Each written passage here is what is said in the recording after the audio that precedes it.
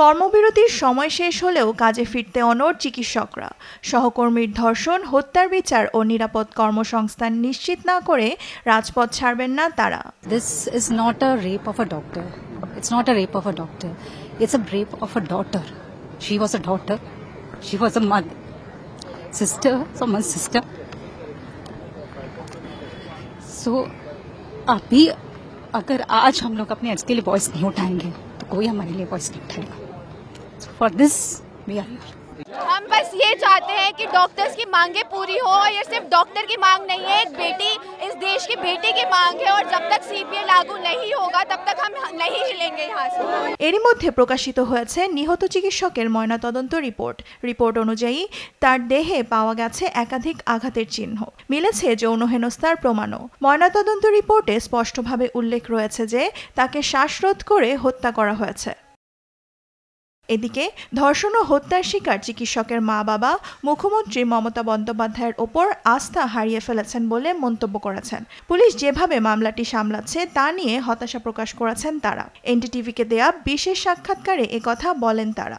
পাশাপাশি এই হত্যাকাণ্ডের জন্য দায়ী করেন তার মৃত মেয়ের ডিপার্টমেন্টকেই। আমার মেয়েটাকে অনেক কষ্ট করে ডাক্তার বানিয়েছিলাম, এরা আমার মেয়েকে খুন করে ফেলেছে, আমি তখন বলে দিয়েছি। না, মানসিক একটা প্রেশার ছিল, কাজের প্রেশার ছিল, কিন্তু কোনোদিন এরকম বলেনি। বলেছিলেন আপনার বাড়ি যাব, সবকিছু ঠিক হবে, দোষীদের তাড়াতাড়ি ধরে ফেলবো। কিছুই তো দেখতে পেলাম না যে এখনো পর্যন্ত কেউ ধরা পড়লো, কোনো ক্লু পেলো। একজন ধরা পড়েছে, ওকে তো আমি মনেই করছি না। ও ভেতরের লোক না থাকলে বাইরের ও কি করে জানলো আমার মেয়ে ওখানে আছে? আমার পুরো ডিপার্টমেন্ট মনে হচ্ছে দায়ী এর জন্য। ভিতরের লোক বলতে আমি পুরো ডিপার্টমেন্টকেই বলছি। এটা তো আশা রাখতেই হবে, আশাই তো বাঁচবো। আমার তো সবই চলে গেছে, কিছুই হারানোর নেই, সব হারিয়ে ফেলেছি, এখন আশা নিয়েই বাঁচবো।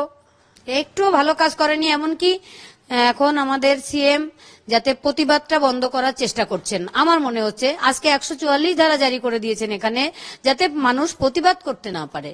सीएम अपने रास्ते में नाम उतार के जस्टिस मांगता है, फिर जो जनरल पब्लिक है उसमें जब जस्टिस मांगता है उसको बंद करने के लिए कोशिश कर रहे हैं। क्या इसके सब क्या बात है?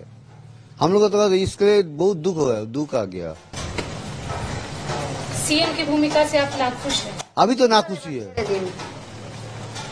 एक और बात, जैसे बोला जा रहा था कि राज्य सरकार की तरफ से कंपनसेशन देने की बात आ रही थी। हाँ, बात वो बोला है। हम लोग पहले से उन्होंने जब पहला बोला हम ना कर दिया है। हम नहीं इसको तो नहीं बोला है उन्होंने। हम तो जब कंपनसेशन के बारे में बोला है, हम लोग दोषी का सजा मिलने के बाद जाएंगे आपका पास और কম্পেনসেশন কে বারে में उस टाइम में बात होगा। এদিকে আরজিকর হত্যাকাণ্ডের জেরে মমতা বন্দ্যোপাধ্যায়কে হত্যার হুমকি দিয়েছে এক ছাত্র। ওই ছাত্র তার ইনস্টাগ্রাম পোস্টে লেখে, ইন্দিরা গান্ধীর মতোই মমতা বন্দ্যোপাধ্যায়কে গুলি করা উচিত। এই ঘটনায় গ্রেফতার করা হয় তাকে। দেওয়ান মুবাশশিরা হোসেন, নিউজ ডেস্ক, দেশ টিভি।